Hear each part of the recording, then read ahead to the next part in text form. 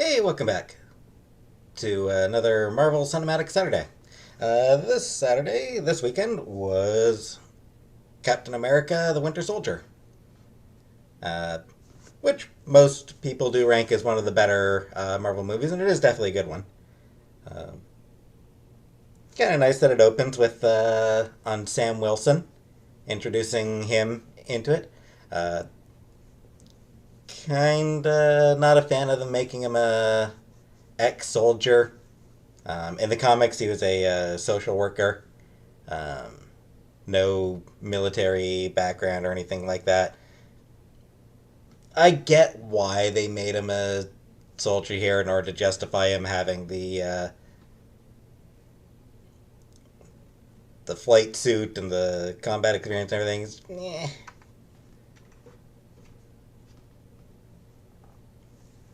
I'm not the right person to comment on the trend of black heroes being made part of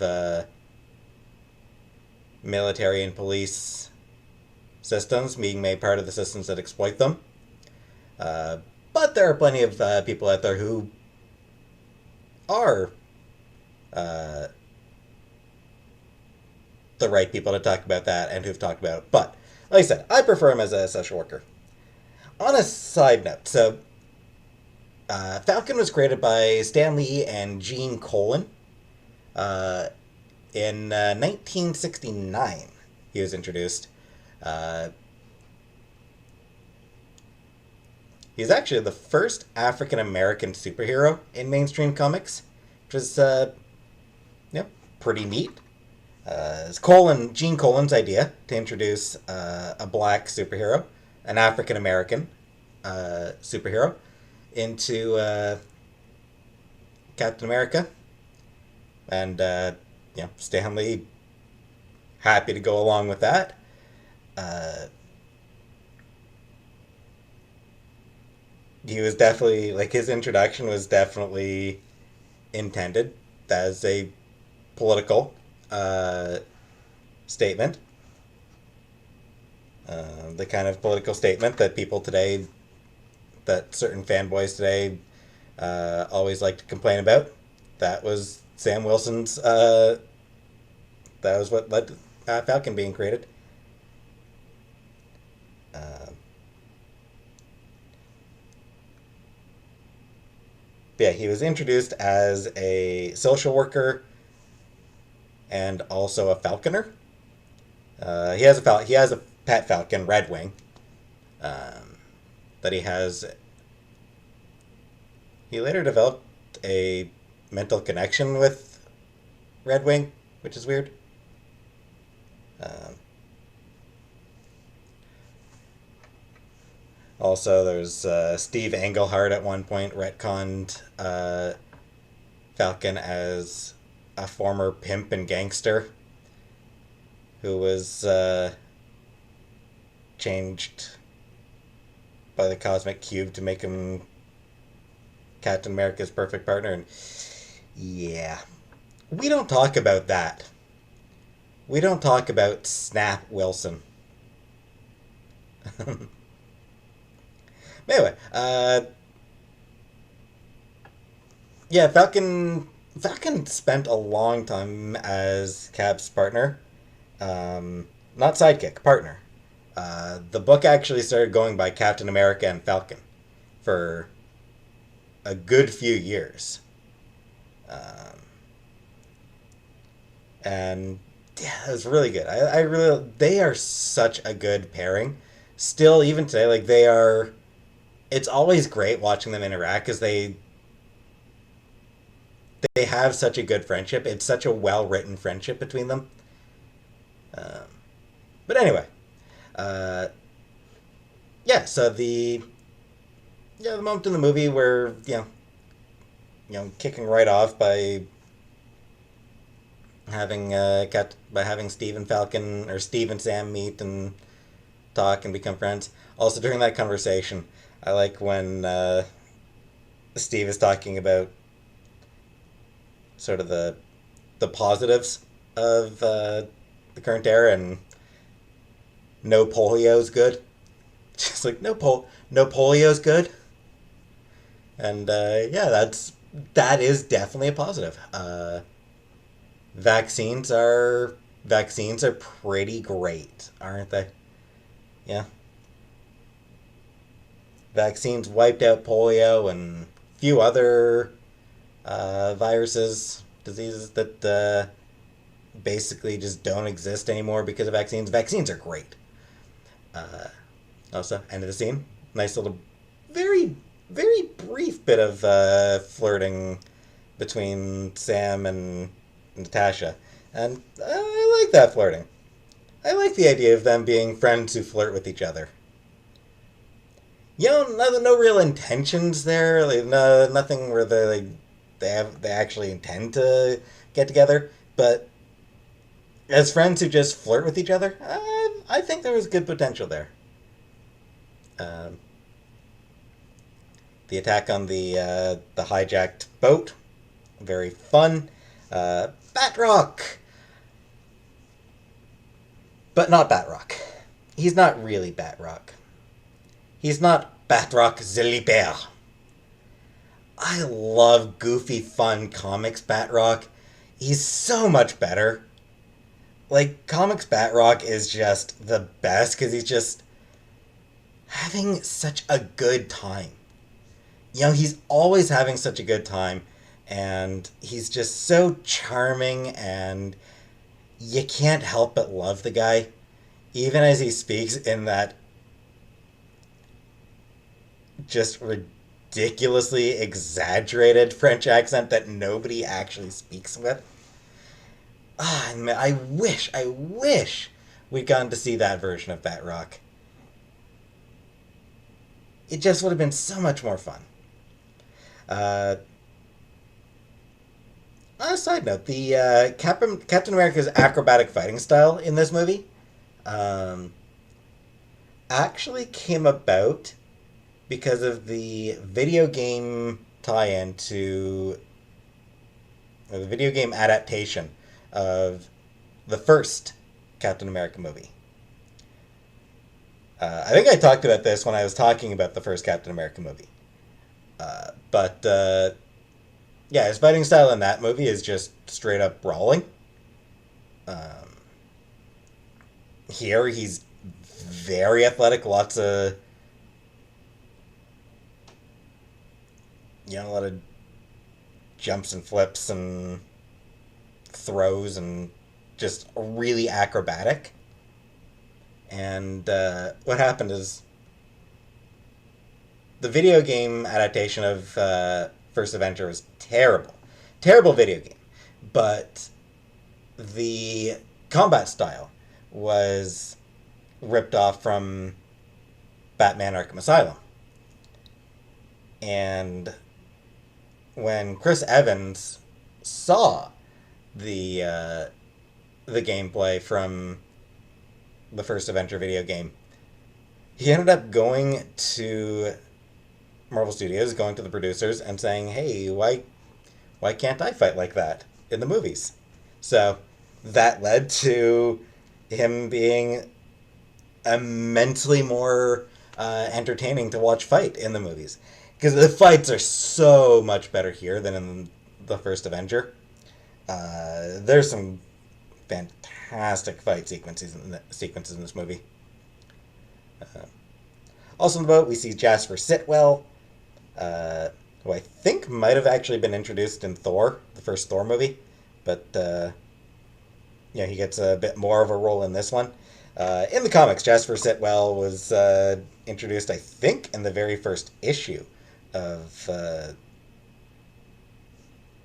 I could be wrong, but very, very, very early on in the Nick Fury Agent of S.H.I.E.L.D.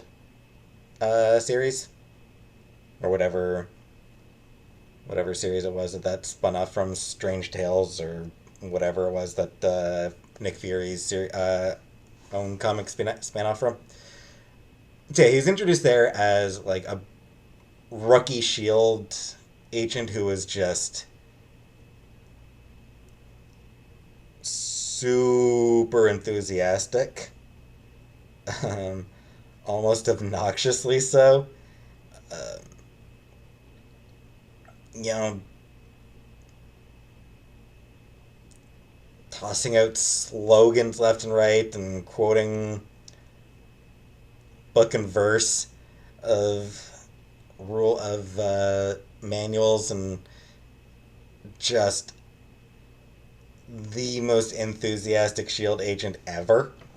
Obviously, they went a very different direction with him here. Kind of a shame that they made him a Hydra agent here because I don't know. I liked I liked Jasper, comic book Jasper. Uh,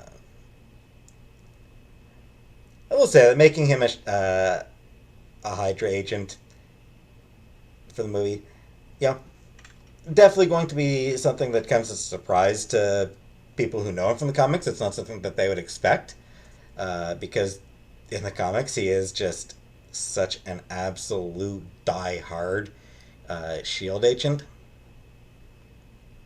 Um,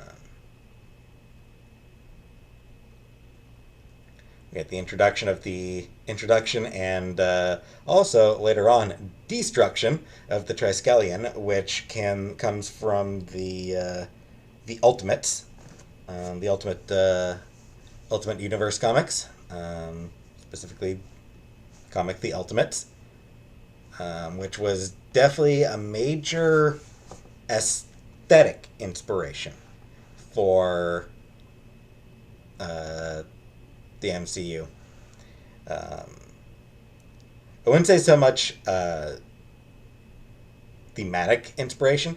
The Ultimate Universe was garbage, to be quite frank. It was very much of its time and very much of its creators. Ultimate Spider-Man was great. Ultimate Spider-Man by Bendis and Bagley, fantastic comic, such a great run, and like it really captured the idea of, hey, let's do, you know, a contemporary retelling of Spider-Man,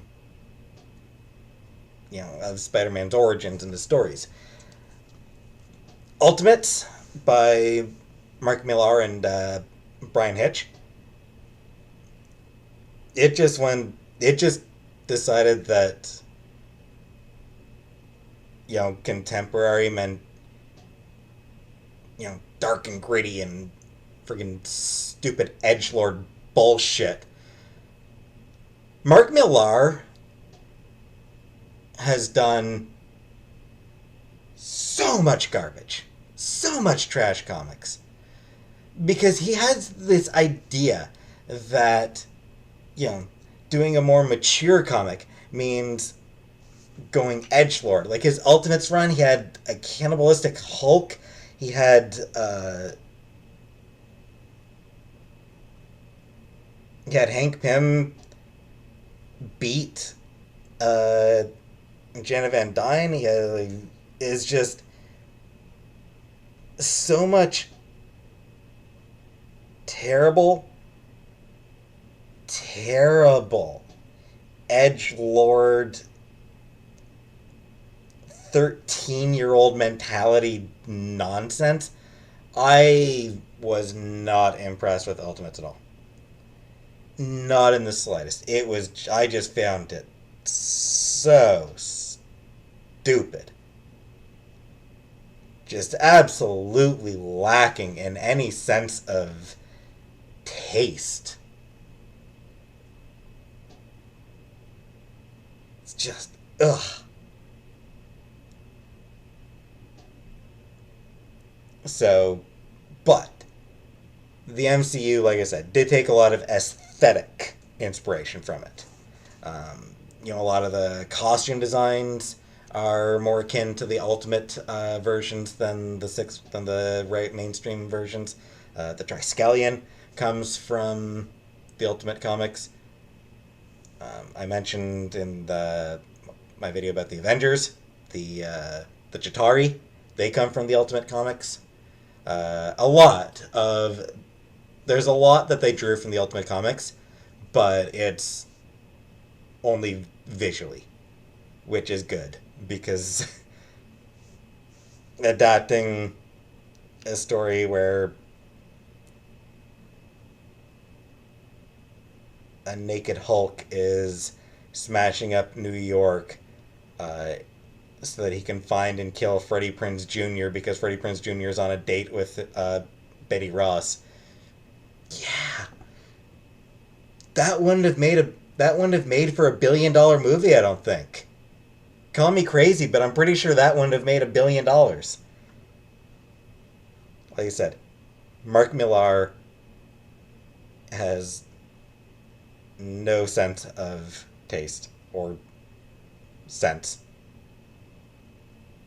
Friggin' shitty comics. Which consistently get made into huge movies, which have to strip away 90% of what he actually included in it. Uh, anyway, getting off topic. Uh, so yeah, Troy Scallion comes from the Ultimate Comics. I liked the scene between Steve and, you know, and Peggy in her old age, and it was a nice scene. It showed that Peggy lived a full life, and it showed Steve accepting that she had lived a full life. It was. I feel like that scene was there to allow Steve Rogers to move on from Peggy, which makes it all the more infuriating that the Russos ultimately decided, no, he's not going to move on from her ever. He will never move on from her. He's going to, in fact, like the bit in Endgame where it has him go back into the past to live his life with Peggy. Oh, that was such. I mean, I'll get to that when I get to the Endgame, I guess, but like rewatching this movie, rewatching that scene makes me dislike that ending even more. It makes me even unhappier that they decided to make it to that they decided to not let Captain America move on from Peggy. Uh, During the bit where Nick Fury is being attacked in his truck, um, his SUV, which was real subtle product placement. Yeah, I like during that scene where he asks what systems are still working, and air conditioning is fully operational.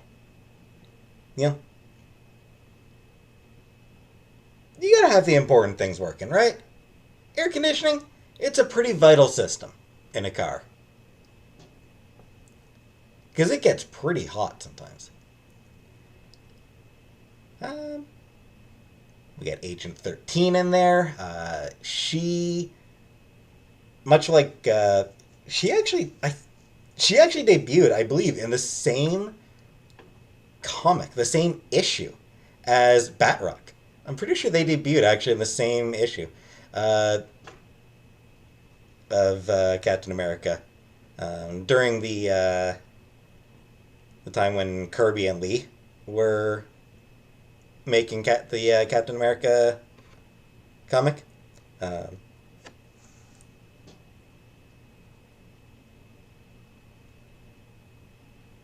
she was she was handled weird in the comics for a long time. Sharon Carter is always I've always felt that she was handled kind of weird in the comics. Um, a lot of times where I don't know, despite being one of Shield's top agents, too many occasions where she felt like a damsel in distress. Um, and then a lot of times where like she got killed back in the 90s as a I think it was the 90s in a scene that was like in a textbook fridging. She was killed solely to cause Captain America some man pain. It was just gross. And then she was brought back. She's just got a weird history in the comics of writers trying to figure out how to make her, a strong, independent woman, but not quite landing it properly with her. Often by writers who have written women really well in other books. Even a lot of those writers have not quite landed it properly with Sharon. Some writers have, though. There have been some writers who've written her really well. I like Ta-Nehisi Coates' version of her.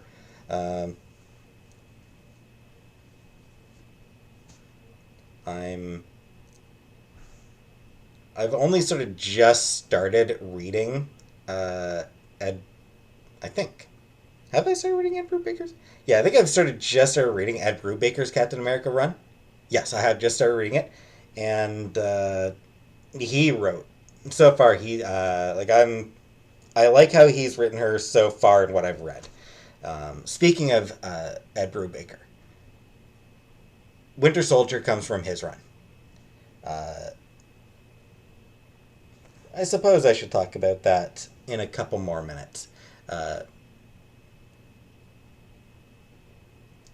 When we get our first close glimpse of the Winter Soldier, I like the eyeshadow.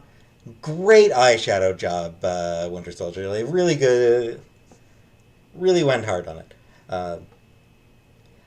Steve hiding a hard drive not a hard drive, but a thumb drive in a vending machine. That's a weird thing to do, but okay. The bit where Steve goes to the Triskelion and talks to Piers, and then the elevator fight. I really like that elevator fight. Actually, is really awesome. For Brock Rumlow, he was created by Mark Grunwald and Kieran Dwyer during Mark Grunwald's legendary Captain America run. He wrote one of the definitive Captain America runs. He had a lot of love for the character. Maybe too much, because there's indications that Monica Rambeau got sort of screwed over because Grunwald wanted Captain America to become leader of the Avengers again. Probably a topic for another time, but anyway, yeah, he really loved Captain America, and he had an absolutely legendary run on it. And so near the end of it, 1989. So getting, well, actually, I think he wrote it for a good few years after that too. But yeah, maybe midpoint of his run. But yeah, 1989, he created Brock Rumlow, aka Crossbones.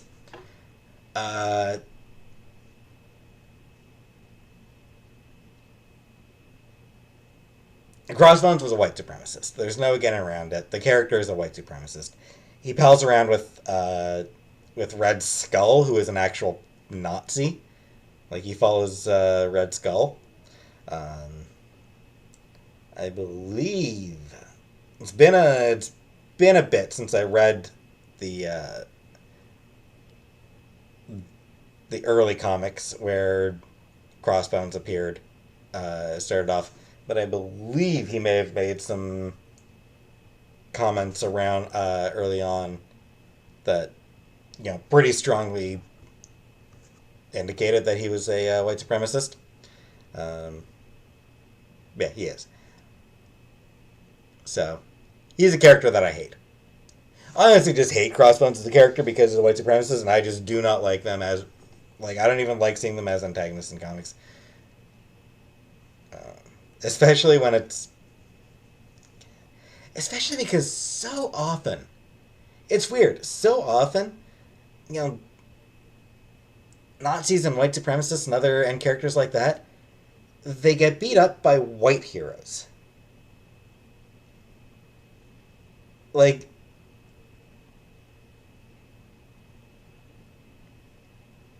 Sam Wilson has never had a clean win against Crossbones, which feels wrong to me. Like the only way Sam Wilson has ever been able to beat Crossbones is with outside interference by cheating, basically, and I don't like that. And the same thing during when Jeff Johns, who it must be noted is is a colossal asshole, but when he wrote the Avengers, um, he had Red Skull and Black Panther uh, fight, and Red Skull was winning the fight until Sam Wilson distracted him with by calling in Red Wing to distract Red Skull, which gave Black Panther the chance to finish Red Skull off. And it's like, no, screw that noise. Black Panther should have absolutely wiped the floor with that Nazi bastard. I just hate when, like, you know, Steve Rogers is able to beat any Nazi in a clean fight. Even if the Nazis are cheating, Steve doesn't have to. He beats them fair and square. Black characters always need to get help if they're going to win against the Nazis. And I hate that. It's stupid. And that happens in this movie, too, when Sam and Brock get in a fight near the end of the movie, and Brock's winning. And God, at least it suggests that. At least make it look like it was an even fight, you know. But no. Uh, the Steve and Natasha going on the run and going on the run together and all that. It was nice. I liked their friendship. It was a sweet friendship that they had. I love the running gag of Nat trying to hook Steve up with different girls, trying to find him a date. Like it's cute, and just their banter and their conversations. It's neat. Also, Steve telling Nat to take her feet off the dashboard of the truck they stole. Yeah, if you're gonna be in someone else's vehicle, yeah, show some respect. Be respectful. Keep your feet off their dashboard. Uh, the return to Camp Lehigh is it's good. Like it's bittersweet. Like it really conveys this bittersweet mood. We see Arnim Zola on a computer that probably has less processing power than some modern electric toothbrushes. Like any smart device is going to have more processing power than the computer that he somehow uploaded his entire brain to. I love silly comic book science like that.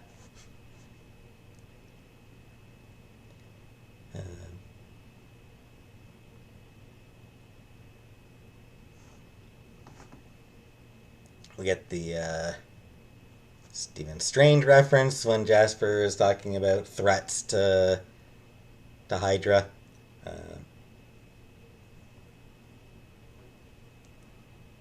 Marvel had absolutely no idea what they were going to be doing with Doctor Strange at that point, I don't think, but the reference was cute.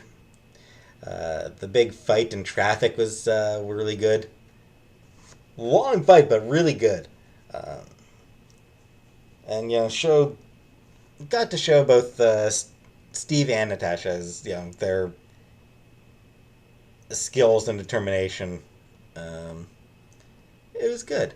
And then the Bucky reveal is really effective. It's a very effective reveal. And like I said, that was Ed Brubaker. His run on Captain America. So there used to be a saying in among comic book readers that no one stays dead that no one stays dead except Uncle Ben, Bucky, and Jason Todd. Yeah, no one stays dead except uh, Uncle Ben, Jason Todd, and Bucky. Jason Todd was one of the Robins. Uh, he was Robin in the '80s at DC. Uh, his death. Wow, his death. Um, DC ran a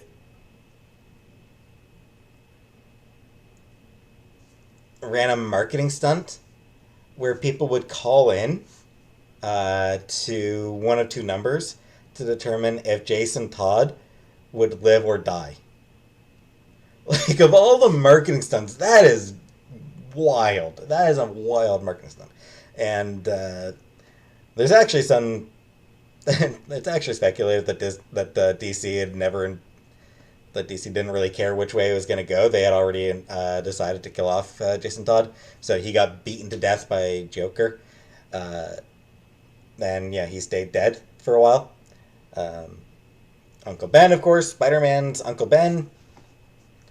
Yeah, so no one stays dead in comics except Uncle Ben, Bucky, and Jason Todd. Jason Todd and Bucky both came back around the same time. So, yeah, like there'd been so like every writer who had a stint on Captain America had a Bucky story. Like they all had stories teasing his return. It was just so common. Everyone wanted to do that story teasing the return and then revealing that nope, he's still dead. Ed Brubaker decided, screw it, I'm just bringing him back. And it worked. It was it was a really popular story. People loved it. And it got adapted for this movie. Brubaker frankly deserved a screenwriting credit on this movie just because that whole thing was taken like directly from him. Like it was his idea.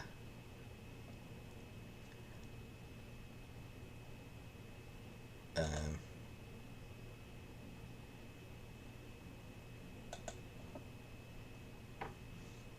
I haven't actually reached that part of his run yet myself, um, but yeah, I mean it was a huge deal, and and it was handled well here. They did a good job with the reveal. Um, and a Stan Lee cameo, security guard this time at the Smithsonian, where the Captain America exhibit was being held. I like his "I am so fired." That's good. And then the big, the final big battle involving the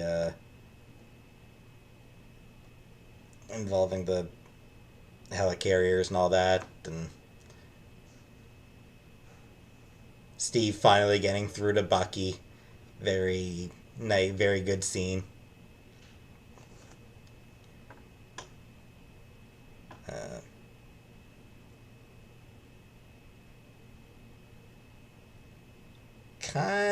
they kinda lucked out in having the three giant flying ships all land in the Potomac. None of them actually landed on the city. Landed in the city where they would kill civilians. pretty magical how that happened. Um, and and I love Fury's tombstone, the path of the righteous man, Ezekiel 25:17. That is just the perfect shout out. Like they on it was one of those things where they couldn't not include it. It's just such a good shout out. I love that shout out.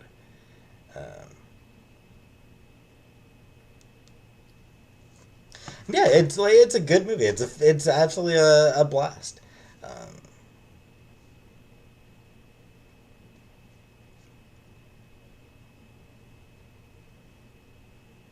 yeah, I mean there's some bits where it's like, eh, but uh, but not very often. I mean, for the most part, yeah, it's just a really good, well-made movie. It's a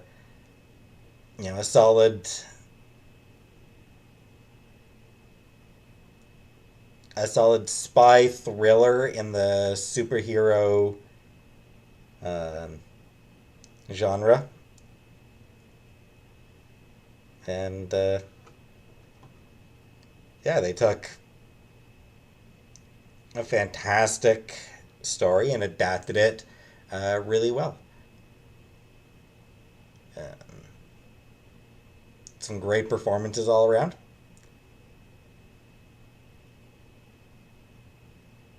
I had issues with Scarlett Johansson's performance as usual. I'm not a fan of her as an actor, and that continued here. Um, Also, on a side note, her birth year is revealed here as 1984, and I was disappointed about that because in that, again, being a comic geek, in the comics she was born in the 1930s, either early 1930s or late 1920s, but yeah, she is like, yeah, she's super old. Uh,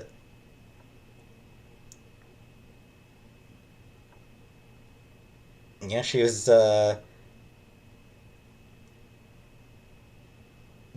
pre World War II. She was actually rescued by Captain America and Wolverine. I think it was or right around World War II, either right before or during World War II. I don't remember. I'd have to look up that comic again. Yeah, there's an issue of Uncanny X-Men uh, that revealed that Captain America, Wolverine, and Black Widow all had a run-in with each other back around the time of World War II. Black Widow was a child at the time, and or yeah, it would have had to have been actually, yeah, it would have had to have been during World War II. But yeah, so early World War II, early in Captain America's career, um, and before Logan knew that he was a mutant or anything like that. Before he had the adamantium, he just feared he was just a Canadian special ops at that point. Uh, yeah, it was a cute story, and I just you know as a comic book fan, it just made me sad that they sort of had to go the route of Black Widow being Scarlett Johansson's age and not having an extended lifespan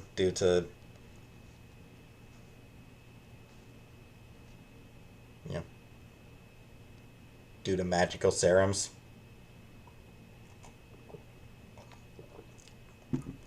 Magical. I mean, I say magical, but like super science.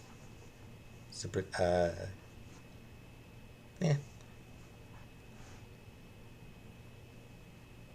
I just like super old Black Widow. But That's me. Um, yeah, like I said, I'm just not a fan of Scarlett Johansson as an actor. I never have been. She's just never impressed me.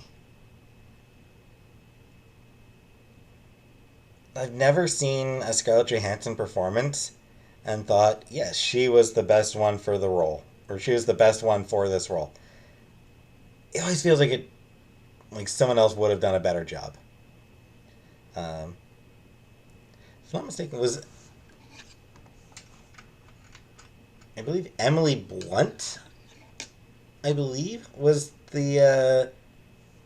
also considered to be Black Widow. I wish it had gone. I wish it had gone to her. She would have done a much better job. But whatever. A lot of people do love Scarlett Johansson. I don't. Whatever. Uh, she wasn't as. She didn't bore me as much here as she does in a lot of other movies. Despite being, such a major role in this movie.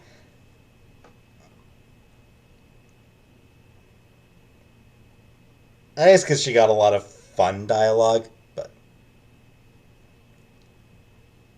anyway, yeah. Good performances, mostly. Great fights. Some of the best fights in the MCU.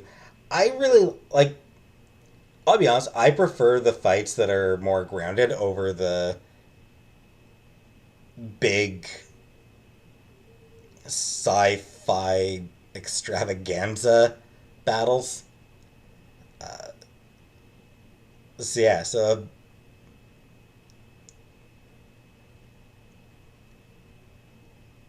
yeah, Captain America versus Winter Soldier. Like it's a simple one-on-one fight, but it's so much more exciting than you know a bunch of than the Avengers fighting a bunch of CGI aliens and laser blasts going off and whatever. I just prefer that kind of fight, and this one delivered that. Uh, Certainly preferred over the airport fight in Civil War, which I will get to in another week, in another video. But yeah, I really like the fighting in this one just because it is really, really good, really fun, really grounded, and I like that Captain America gets to be more acrobatic in his fights in this one. Uh, so yeah, that's about all I've got to say about this movie. Um, I'll see you in another video.